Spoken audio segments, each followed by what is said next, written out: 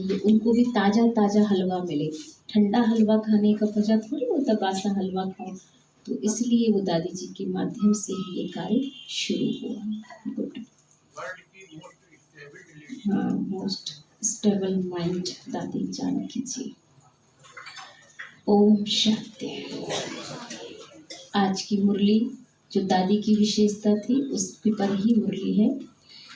27/3/22 के महावाक्य अव्यक्त वाणी, रूलिंग तथा कंट्रोलिंग, रूलिंग तथा कंट्रोलिंग पावर से स्वराज की प्राप्ति। रूलिंग तथा कंट्रोलिंग पावर से स्वराज की प्राप्ति। आज बच्चों के स्नेही बाप दादा हर एक बच्चे को विशेष 2 बातों में चेक कर रहे थे। स्नेह का प्रत्यक्ष स्वरूप बच्चों को संपन्न और संपूर्ण बनाना है। हर एक में रूलिंग पावर और कंट्रोलिंग पावर कहाँ तक आई है, आज ये देख रहे थे। जैसे शरीर की स्थूल कर्मेंद्रियां आत्मा के कंट्रोल से चलती हैं, जब चाहे, जैसे चाहे और जहाँ चाहे वैसे चला सकते और चलाते रहते हैं, तो कंट्रोलिंग पावर भी है। जैसे हाथ पांव स्थूल शक्तियां हैं, ऐसे मन बुद्धि संस्कार आत्मा की सूक्ष्म शक्तियां हैं। और सूक्ष्म शक्तियों के ऊपर कंट्रोल करने की पावर अर्थात मन बुद्धि को, संस्कारों को जब चाहे, जहाँ चाहे, जैसे चाहे, जितना समय चाहे, ऐसे कंट्रोलिंग पावर, रूलिंग पावर आई है कि जब चाहे अपने मन बुद्धि संस्कार को अपने कंट्रोल में कर ले। क्योंकि इस ब्राह्मण जीवन में मास्टर ऑलमाइटी अथॉरिटी बनते हो और इस समय की प्राप्ति सारा कल्प राज रूप और पुजारी के रूप में चलती रहती है। तो जितना ही आधा कल्प के विश्व की राज सत्ता प्राप्त करते हो, उस अनुसार ही जितना शक्तिशाली राजपद व पूज्य पद मिलता है, उतना ही भक्ति मार्ग में भी श्रेष्ठ पुजारी बनते हो। भक्ति में भी श्रेष्ठ आत्मा की मन बुद्धि संस्कारों के ऊपर कंट्रोलिंग पावर रहती है। भक्तों में भी नंबरवार शक्तिशाली भक्त बनते हैं, अर्थात जिस इष्ट की भक्ति करने चाहें, जितना समय चाहें, जिस विधि से करना चाहें, ऐसी भक्ति का फल, भक्ति की विधि, प्रमाण, संतुष्टता, एकाग्रता, शक्ति और खुशी को प्राप्त करते हो। लेकिन राजपद और भक्ति के शक्ति की प्राप्ति का आधार ये ब्राह्मण जीवन है, जन्म है। जो कुछ भी मिल रहा है, मिल तो इसी जीवन से ही रहा है। अगर ब्राह्मण नहीं बनोगे, पढ़ाई नहीं पढ़ोगे, तो ये राजपद पूज्य पद की प्राप्ति हो नहीं सकती है। तो आधार ब्राह्मण जन्म है। तो इस संगम युग का छोटा सा एक जन्म सारे कल्प के सर्व जन्मों का आधार है। जैसे राज करने में विशेष बनते हो, वैसे भक्त भी विशेष बनते हो, साधारण नहीं। भक्त माला वाले भक्त अलग हैं, लेकिन आप आपे ही पूज्य हो, आपे ही पुजारी। आत्माओं की भक्ति भी विशेष है। तो आज बाप दादा बच्चों के इस मूल आधार जन्म को देख रहे थे। क्या देख रहे थे? इस मूल आधार जन्म को देख रहे थे। आदि से अब तक ब्राह्मण जीवन में रूलिंग पावर, कंट्रोलिंग पावर सदा और कितनी परसेंटेज में रही, इसमें भी पहले अपने ही सूक्ष्म शक्तियों की रिजल्ट को चेक करो।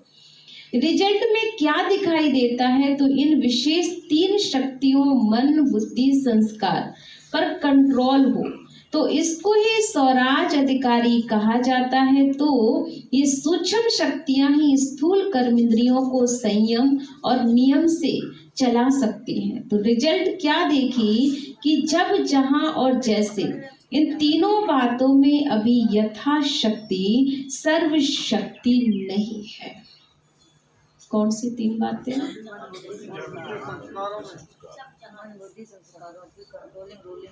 अभी नहीं, जब चाहो जहां चाहो वहां सेट हो जाए।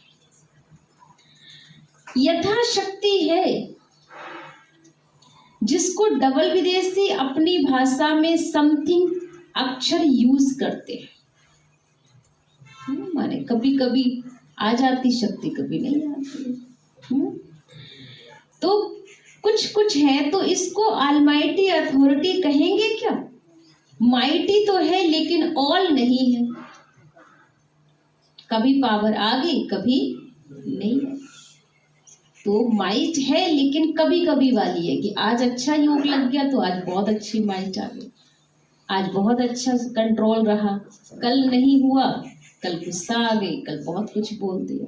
तो बाबा ने कहा ये कभी कभी वाला नहीं चाहिए, ऑल चाहिए, सभी सदा चाहिए। वास्तव में इसको ही ब्राह्मण जीवन का फाउंडेशन कहा जाता है, जिसका जितना 100 पर राज है, अर्थात स्वयं को चलने और सब को चलाने की विधि आती है, वही नंबर आगे लेता है। और इस फाउंडेशन में अगर यथाशक्ति है तो ऑटोमेटिकली नंबर पीछे हो जाता है। जिसको स्वयं को चलाने और चलने आता है वह दूसरों को भी सहज चला सकता है। अगर हम स्वयं को चला पाएंगे तो हम दूसरों को भी चला पाएंगे, अर्थात हैंडलिंग पावर भी आ जाती है हैंडल करने की। लोगों को सिर्फ दूसरे को हैंडल करने के लिए हैंडलिंग पावर नहीं चाहिए। जो अपनी सूक्ष्म शक्तियों को हैंडल कर सकता है वो दूसरों को भी हैंडल कर सकता है। ये भी एक अंडरलाइन करो पॉइंट।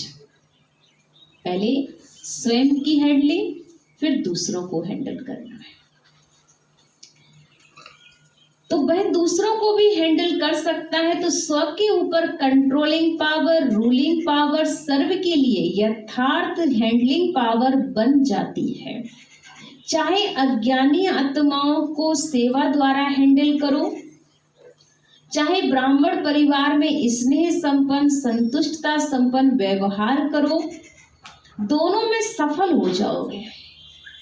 अगर हैंडल का स्वयं को करने की पावर आ गई तो चाहे वो ब्राह्मण परिवार हो, चाहे हमारा लौकिक परिवार हो, चाहे हम खुद हो, सब चीजें ऑटोमेटिक ही रूलिंग में और कंट्रोलिंग में आ जाएंगे। इसलिए दोनों में सफल भी हो जाओगे। क्योंकि कई बच्चे ऐसे हैं जो बाबा को जानना, बाबा का बनना और बाबा से प्रीत की रीति निभाना ये बहुत सहज अनुभव करते हैं, लेकिन सभी ब्राह्मण आत्माओं से चलना इसमें समथिंग कहते हैं। इसका कारण क्या है? बाबा से निभाना सहज क्यों लगता है?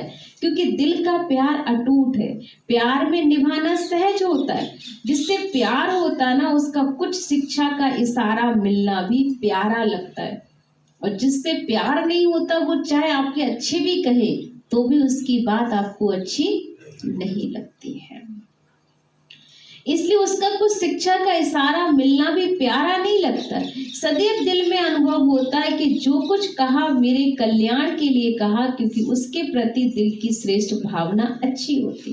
तो जैसे आपके दिल में उनके प्रति श्रेष्ठ भावना है, वैसे ही आपकी शुभ भावना का रिटर्न दूसरे द्वारा भी प्राप्त होता है। जैसे गुंबज में आवाज करते हो तो वही आवाज लौटकर आपके पास आती है। तो जैसे बाबा के प्रति अटूट अखंड अटल प्यार है, श्रेष्ठ भावना है, निश्चय है, ऐसे ब्राह्मण आत्माएं नंबरवार होते हुए भी आत्मिक प्यार अटूट अखंड वैरायटी चलन, वैरायटी संस्कार देखकर प्यार करते हैं, तो वह अटूट और अखंड नहीं होता है। समझ में आई बात? फिर से सुनो। बाबा ने कहा वैसे आपकी शुभ भावना का रिटर्न दूसरे द्वारा भी प्राप्त होता है। जैसे गुंबज में आवाज करते हो तो क्या होता, वो रिटर्न वापस हमें वैसे ही आवाज सुनाई पड़ती है। तो जब आप जैसा दे रहे हो सामने वाले को, आपके पास वही रिटर्न आता है, तो आपके पास आती है। तो जैसे बाबा के प्रति अटूट अखंड अटल आपका प्यार है, श्रेष्ठ भावना है, ऐसे ब्राह्मण आत्माएं नंबरवार होते हुए भी आत्मिक प्यार अटूट अखंड है। वैरायटी चलन वैरायटी संस्कार देखकर प्यार करते हैं तो वह अटूट अखंड नहीं होता। किसी भी आत्मा के अपने प्रति व दूसरे के प्रति चलन अर्थात चरित्र व संस्कार दिल पसंद नहीं होंगे तो प्यार की परसेंटेज भी कम हो जाती है, क्योंकि हमारे दिल पसंद नहीं है उनके संस्कार, तो हमारे प्यार में कहीं ना कहीं उसके प्रति भावना अच्छी नहीं होती है, वो अटल अखंड वाला नहीं होता है। और इसीलिए फिर वो रिटर्न भी हमें कैसा मिलता है, जैसा हम दे रहे होते हैं। तो परसेंटेज भी वैसे ही कम हो जाते, लेकिन आत्मा का श्रेष्ठ आत्मा के भाव से आत्मिक प्यार, इसमें परसेंटेज नहीं होती है, क्योंकि आत्मा दोनों की समान है, आत्मा में दोनों की विशेषताएं हैं। इसलिए आत्मिक दृष्टि से देखोगे तो फिर तो रिश्ता अच्छा चलेगा, लेकिन देह के रिश्ते से देखते हो, देवभान से देखते हो तो फिर कुछ ना कुछ अपशब्द भी प्रयोग होते हैं, उसके प्रति भावनाएं भी परिवर्तित हो जाती हैं। और जब भावना बदलेगी आपकी तो सामने वाले की भावना भी आपके लिए बदलना शुरू हो जाती है। कैसे भी संस्कार हो चलन हो, लेकिन ब्राह्मण आत्माओं का सारे कल्प में अटूट संबंध है। संस्कार कैसे भी हो, लेकिन हमारा संबंध कोई थोड़े टाइम का नहीं है। हम जितने भी यहाँ बैठे हैं हम सबका बहुत बहुत बार मिलना है, बहुत पुराना संबंध है और पुराने टाइम तक चलेगा। सतयुग भी चलेगा, त्रेता भी चलेगा, द्वापर भी चलेगा, और यहाँ भी कहीं ना कहीं फिर मिल गए और संगम पर भी है, तो कितना पुराना रिश्ता है। तो जिसका पुराना रिश्ता होगा, पुराना लेन देन, पुराना अकाउंट, तो थोड़ा बहुत पुराने लोगों से ही तो गड़बड़ होगी। अगर अच्छे संस्कार मिलेंगे तो पुराने लोगों से पूरे संस्कार भी तो मिलेंगे। अब हम सोचते हमारी सबसे खा जाती पटरी, लेकिन हमारी इन लोगों से नहीं खाती है, उनसे नहीं खाती जिनके हम ज़्यादा करीब रहते हैं। तो इसलिए बाबा कहता है बच्चे, क्योंकि इसलिए नहीं होता क्योंकि आपका उनसे कार्य अकाउंट कुछ ज़्यादा है या नहीं? तो ज़्यादा जिससे अकाउंट होगा उससे ही तो कहीं ना कहीं कुछ होगा, तो नज़दीक भी वही रहेगा। इसलिए चलन हो, लेकिन ब्राह्मण आत्माओं का सारे कल्प में अटूट संबंध है, ईश्वरीय परिवार है। बाबा ने हर आत्मा को विशेष चुनकर ईश्वरीय परिवार में लाया है। अपने आप नहीं आए हो यहाँ पर, बाबा ने लाया है, तो बाबा को सामने रखने से हर आत्मा से भी आत्मिक अटूट प्यार रहेगा कि ये जो परिवार मिला है ये भगवान ने दिया है हमको, हमने स्वयं नहीं चुना इसे, हमें भगवान ने चुन कर दिया है। तो जरूर जब भगवान ने चुन कर दिया है तो कुछ खास ही दिया होगा, कुछ तो उसके पीछे जरूर कुछ रहस्य रहा होगा, तब तो हमारी मुलाकात हुई। अब चाहे बुरे संस्कार टकरा रहे हो चाहे अच्छे हो, लेकिन है तो जरूर हमारा कहीं ना कहीं एक दूसरे से बहुत ही पुराना रिश्ता। इसलिए बाबा कहते सबके साथ कैसा व्यवहार रखो, आत्मिक अटूट प्यार होना चाहिए। किसी भी आत्मा की कोई बात आपको पसंद नहीं आती है तभी प्यार में अंतर आता है, क्योंकि हमें लगता है ये हमारे हिसाब से चले और दूसरा नहीं चलता है, तो वहां पर फिर प्यार में थोड़ा सा फर्क पड़ जाता है। उस समय बुद्धि में यही रखो कि इस आत्मा को बाबा ने पसंद किया ना। अगर हम ये सोच लें कि इस आत्मा को भी भगवान ने ही पसंद किया, जब मैं भगवान को पसंद करती हूँ तो भगवान ने भी मेरे आसपास जो भेजे हैं वो भी माने मुझे पसंद है बाबा, तो बाबा ने भी मेरे पसंद के हिसाब से ही लोग भेजे होंगे, मेरे कुछ अच्छे के लिए ही भेजे होंगे।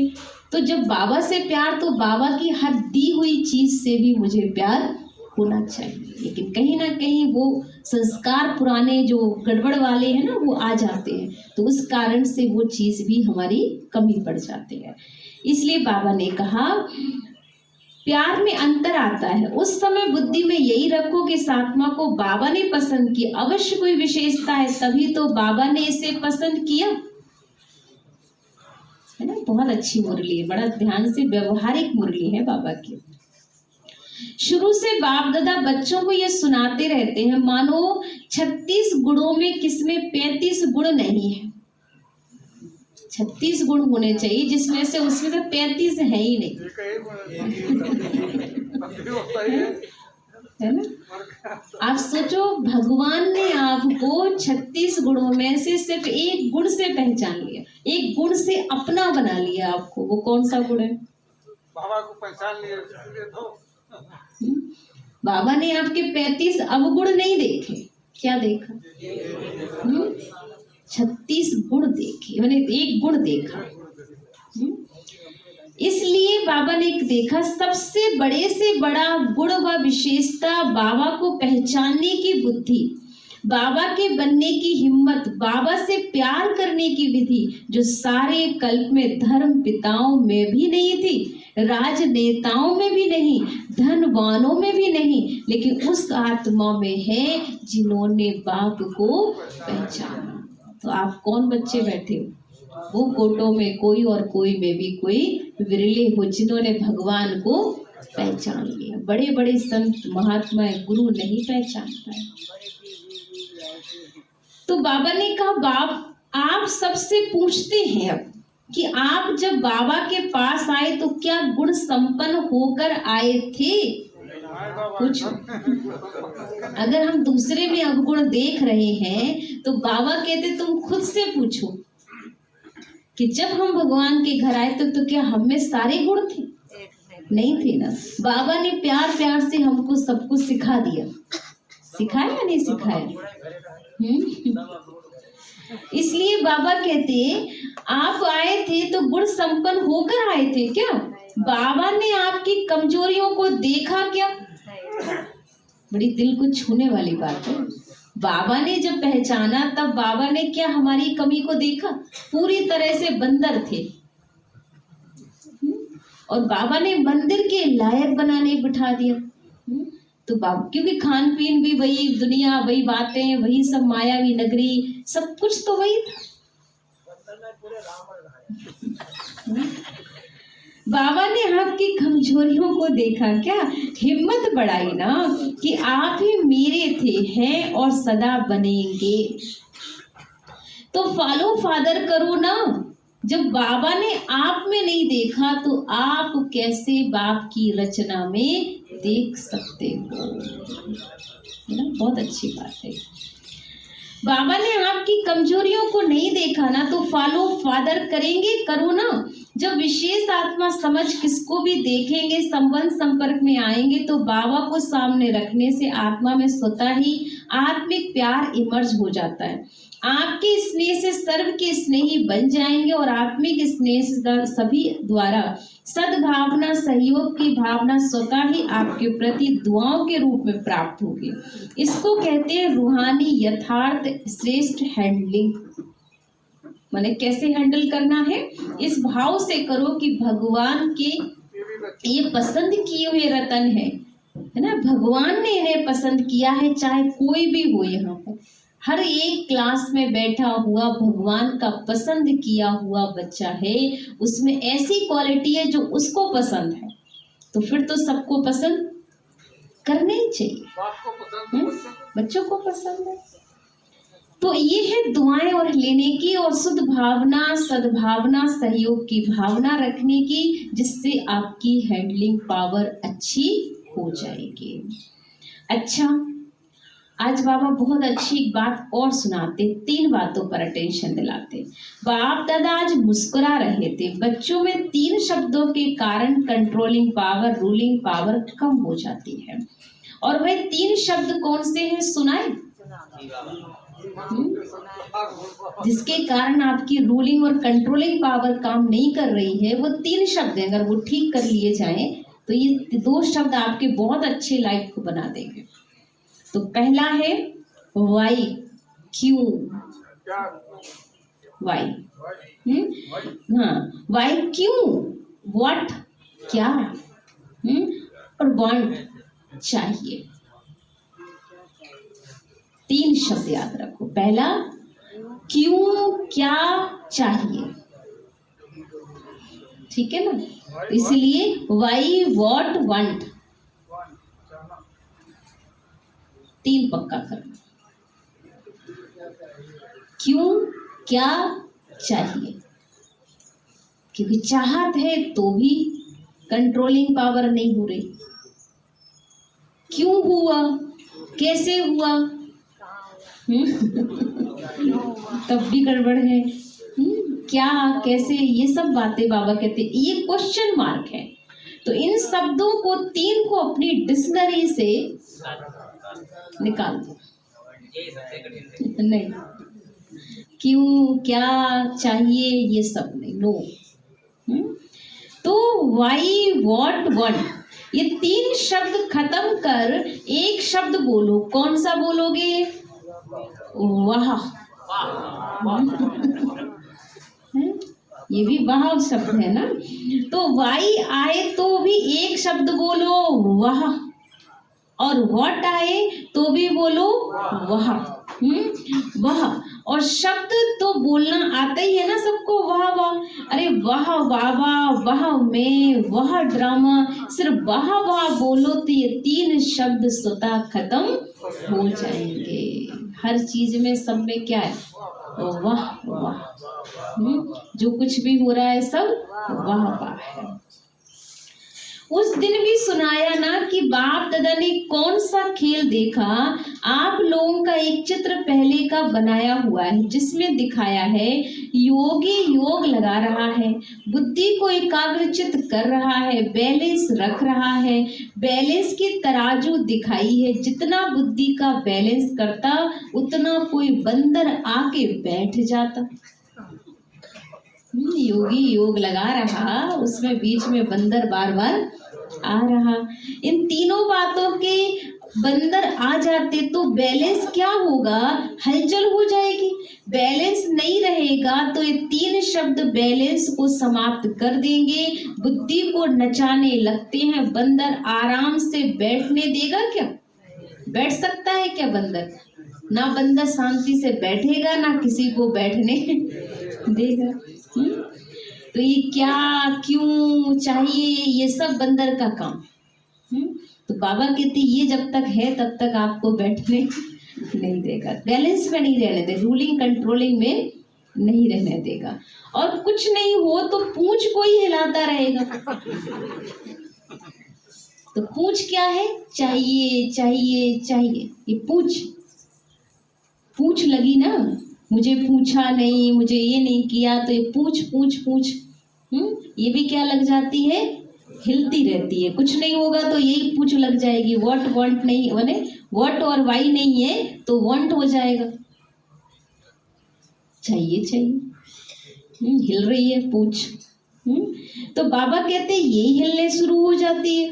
अब बुद्धि को नचाने लगते। बंदर आराम से बैठ सकता, कोई कुछ नहीं हो तो पूंछ हिलाता है। तो इसमें भी बैलेंस ना होने के कारण बाबा द्वारा हर कदम में जो दुआएं मिलती हैं वह आत्मिक स्नेह कारण परिवार द्वारा जो दुआएं मिलती हैं उससे वंचित हो जाते। जैसे बाबा से संबंध रखना आवश्यक है, ऐसे ईश्वरीय परिवार से भी संबंध रखना भी अति आवश्यक है। सारे कल्प में नंबर 1 आत्मा ब्रह्मा बाप और ईश्वरीय परिवार के संपर्क में आना है। ऐसे नहीं समझना अच्छा बाबा तो हमारा है, हम बाबा के, यह भी पास विद ऑनर की निशानी नहीं है। क्योंकि आप सन्यासी आत्माएं नहीं हो, ऋषि मुनि की आत्माएं नहीं हो, विश्व से किनारा करने वाले नहीं हो, लेकिन विश्व का सहारा बनने वाली आत्माएं हो। विश्व किनारा नहीं, विश्व कल्याणकारी हो। ब्राह्मण आत्माओं की तो बात छोड़ो, लेकिन प्रकृति को भी परिवर्तन करने के सहारे आप हो। परिवार के अविनाशी प्यार के धागे के बीच से निकल नहीं सकते हो।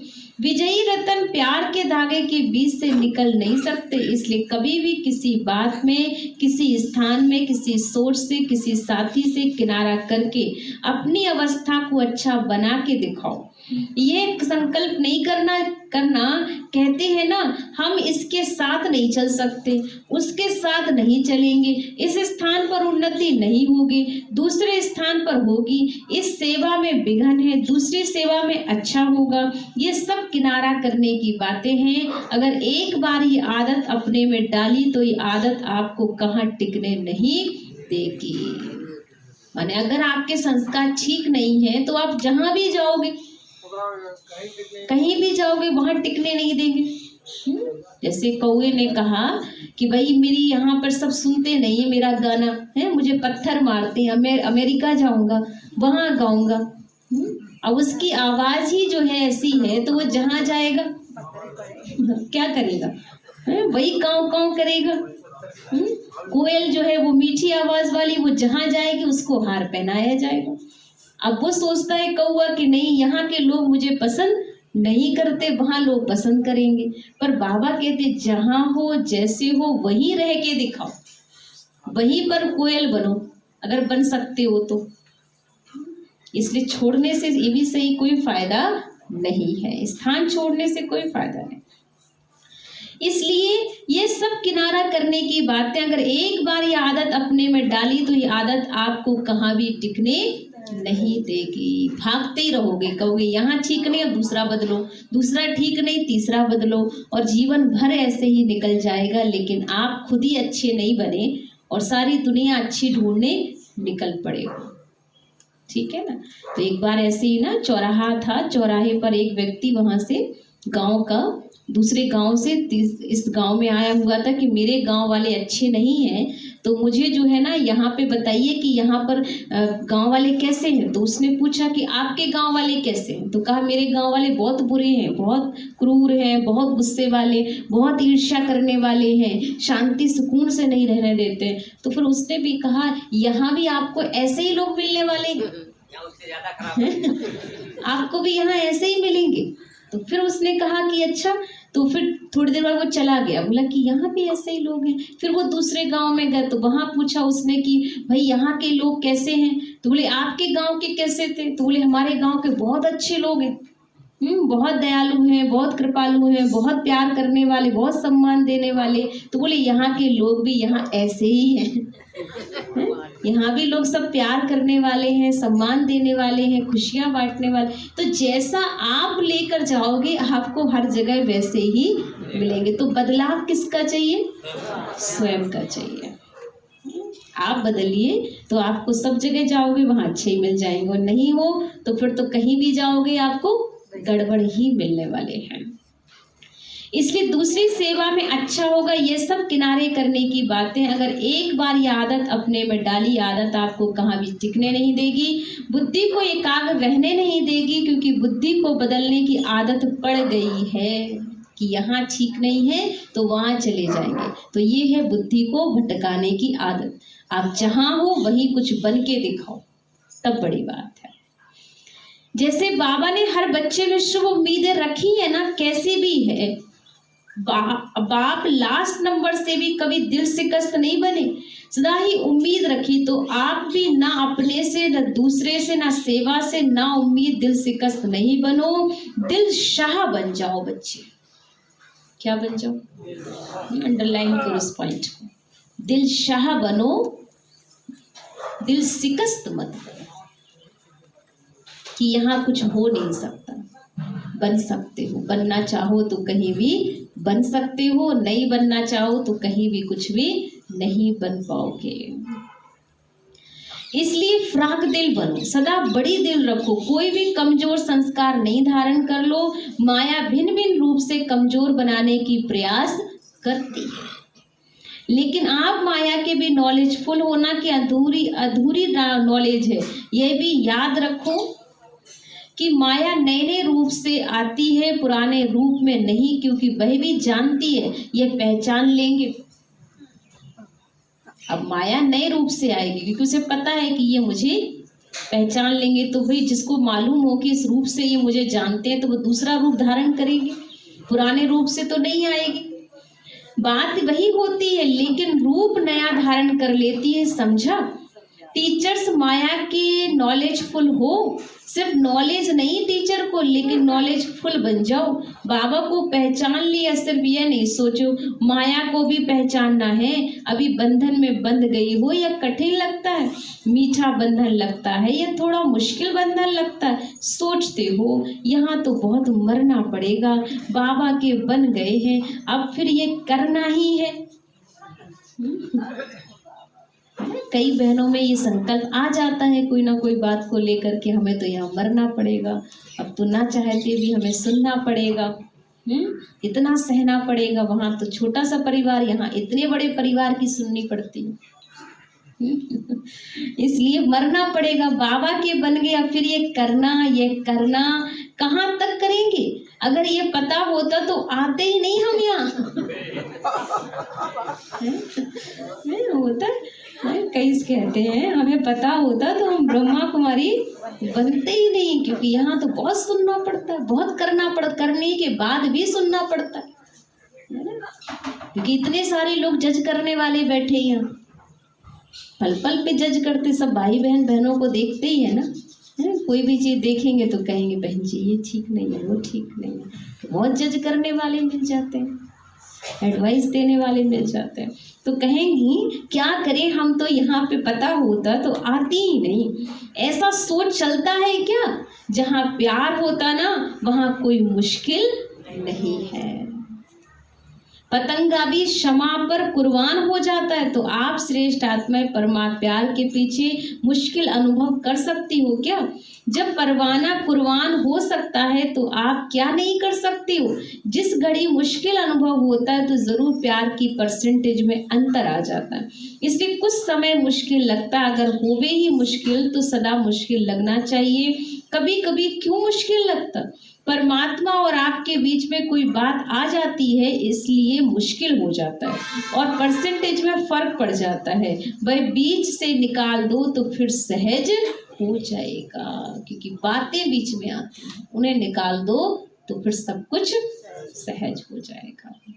बातें कहाँ नहीं है, हर मोड़ पे बातें हैं। बाप दादा सदा कहते हैं टीचर अर्थात स्वयं हिम्मत में रहने वाली है टीचर, दूसरों को हिम्मत देने के निमित्त बनने वाली है, नहीं तो टीचर बनी ही क्यों? अगर खुद हिम्मत हार गई टीचर तो फिर बाबा कहते तुम बनी ही टीचर क्यों? टीचर का तो काम ही है मूर्ति बनना, उसको तो सुनना ही पड़ेगा। टीचर माना ही स्टूडेंट के निमित्त बनी है, कमजोर को हिम्मत दे आगे बढ़ाने की सेवा के निमित्त बनी है। सफल टीचर की पहली निशानी ये होगी, वह कभी हिम्मतहीन नहीं बनेगी। जो खुद हिम्मत में रहता है वह दूसरों को भी हिम्मत जरूर देगा। खुद में ही हिम्मत कम होगी, दूसरे को भी नहीं दे सकेंगी। अच्छा, अब बाबा ने सबको याद प्यार दिया। चारों ओर की हिम्मते बच्चे मध्य बाप के अधिकार को अनुभव करने वाले, सदा स्वराज की शक्तियों को हर समय प्रमाण प्रयोग में लाने वाले, सदा बाप और सर्व आत्माओं के अटूट स्नेही, सदा हर कार्य में संबंध संपर्क में वाह वाह के गीत गाने वाले, ऐसे ऑल माइटी अथॉरिटी बच्चों को बाप दादा का याद प्यार और नमस्ते। हम बच्चों की ओर से बाप दादा को दिल व जान से सिकवा प्रेम से याद प्यार और गुड मॉर्निंग, नमस्ते नमस्ते नमस्ते। शुक्रिया बाबा, शुक्रिया बाबा, शुक्रिया। मेरी जिंदगी को संवारने वाले बाबा, तेरा लाख लाख शुक्रिया शुक्रिया शुक्रिया। आज का वरदान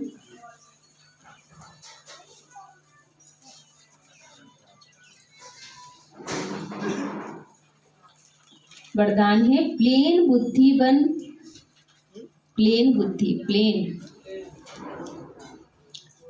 प्लेन बुद्धि बन सेवा के प्लान बनाने वाले, प्लेन बुद्धि बन सेवा के प्लान बनाने वाले, यथार्थ सेवाधारी हो।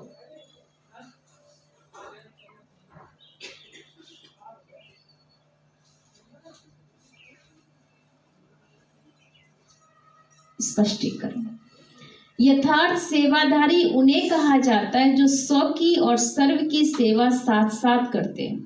स्व की सेवा में सर्व की सेवा समाई हुई हो, ऐसे नहीं दूसरों की सेवा करो और अपनी सेवा में अलविले हो जाओ। सेवा में सेवा और योग दोनों साथ साथ हों, इसके लिए प्लेन बुद्धि बनकर सेवा के प्लान बनाओ। अगर प्लेन बुद्धि अर्थात कोई भी बात बुद्धि को टच नहीं करे, सिवाय निमित्त और निर्माण भाव के, हद का मान नहीं लेकिन निर्माण, यही शुभ भावना और शुभ कामना का बीज है। तो बुद्धि को जितना आप क्लीन रखोगे, उसको उसमें कोई भी बात व्यर्थ की चलनी नहीं चाहिए, एकदम क्लीन साफ।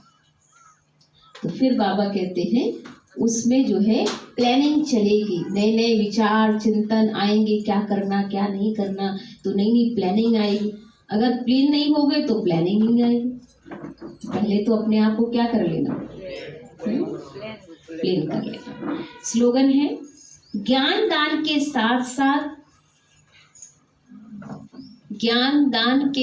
साथ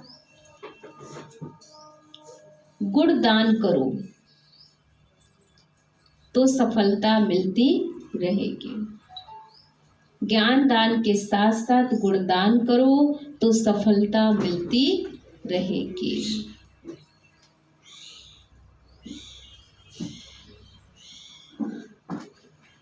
आज दादी जी की जीवनी से कुछ इशारे आए हुए हैं, थोड़े सार रूप में सुनेंगे दादी जी की जीवनी को। तो प्रजापिता ब्रह्मा कुमारी ईश्वर विद्यालय के कार्यों का संचालन करने एवं इस संस्थान का विकास करने के कार्य में राजयोगिनी दादी जानकी जी का जीवन अनूठा रहा है। 91 वर्ष की आयु में दादी जानकी जी इस संस्थान की मुख्य प्रशासिका नियुक्त हुई थी। तो प्रशासिका के नियुक्त होने पर आजादी के तुरंत बाद जाति प्रथा सहित अनेक सामाजिक परंपराओं के बंधनों को तोड़ते हुए दादी जानकी जी भी एक सक्रिय महिला आध्यात्मिक नेत्री के रूप में उभरी। दादी जी ने संपूर्ण भारतवर्ष का भ्रमण किया और महिलाओं को आत्म संयम का पाठ पढ़ाया तथा उन्हें सिखाया कि वे किस प्रकार अपने समुदाय को नेतृत्व प्रदान कर सकती हैं। उन्हें महिलाएं करना चाहे तो क्या नहीं कर सकते हैं। बचपन से ही दादी जानकी जी को एक बात की चिंता बनी रहती थी कि वे किस प्रकार दूसरों के जीवन को सुखी बना सकेंगे। उनकी प्रारंभिक शिक्षा अनेक भारतीय शास्त्रों के अध्ययन से ओतप्रोत रही और उन शास्त्रों को अनेक बातें तो दादी जी को कंठस्थ ही थी। दादी जानकी जी की बात चल रही है कि दादी जानकी को सभी शास्त्र पूरी तरह से कंठस्थ थे। बचपन से ही उनके घर में गीता पढ़ना, सभी शास्त्रों को पढ़ने का रिवाज था और बचपन से भक्ति बहुत करते थे। अपने जीवन के एक बड़े काल तक दादी जी शारीरिक व्याधियों से ग्रस्त रहीं। इसके परिणाम स्वरूप उन्हें इस बात को जांचने का मौका मिला कि वे किस हद तक अपनी शारीरिक व्याधियों के प्रभाव से अपने मन को मुक्त रख सकती हैं तथा उन्होंने इस दौरान यह भी सीखा कि उन्हें किस प्रकार अपनी इन व्याधियों पर विजय प्राप्त करनी है। अपने प्रारंभिक जीवन काल के इन अनुभवों ने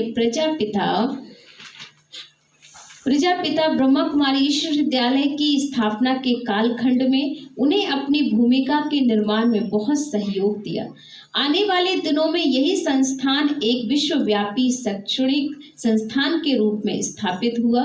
सन 1937 से लेकर के 1950 तक इस संस्थान के करीब 400 सदस्यों को, जिनमें से अधिकांश महिलाएं थीं, एक साथ मिलकर रहने का अवसर सबको प्राप्त हुआ। पूरे संस्थान में एक साथ 400 बच्चे रहते थे, जिसमें सबसे ज्यादा महिलाएं थी ब्रह्मा बाबा के साथ में। और ये 37 से लेकर 1950 तक माउंट आबू में संस्था पहुंच गए।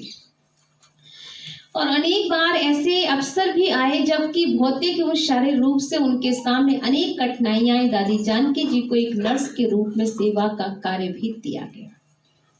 अपनी संस्था की शुरुआत में दादी जानकी जब आए तो उनकी शारीरिक व्याधियां बहुत थी दादियों को। दादी की बचपन से ही थोड़ा बीमार रहती थी और उसके होते हुए उन्होंने जब ब्रह्मा कुमारी में आए तो कैसे व्याधि में होते, दर्द में होते भी दर्द ना हो, इसकी उन्होंने बहुत अच्छी अभ्यास प्रैक्टिस की मेडिटेशन से, बाबा की याद से, कि कितना भी दर्द हो लेकिन दादी को दर्द महसूस नहीं होता था।